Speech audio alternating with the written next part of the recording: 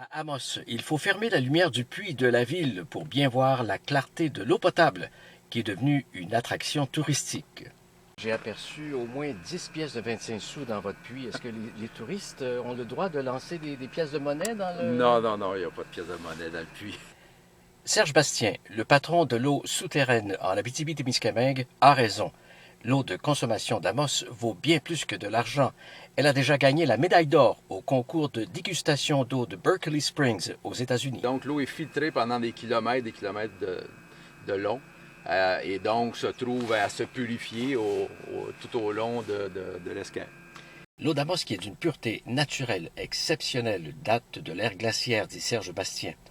Lorsqu'elles se sont retirées il y a des milliers d'années, les glaces ont laissé des traces souterraines, comme les dents d'un peigne, et des rivières se sont formées entre les dépôts de roches et de sable recouverts de glaise.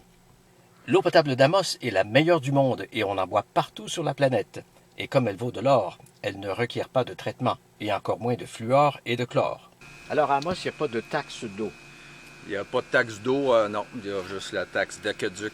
Pour remercier le patron de l'eau d'Amos de nous avoir livré ses secrets, je lui en ai versé un verre. Il ne m'en voudra certainement pas, le héros de l'écolo dans ce cas-ci. Ce n'est pas lui, c'est l'eau d'Amos, comme dans Héros de l'écolo. ECOL apostrophe EAU.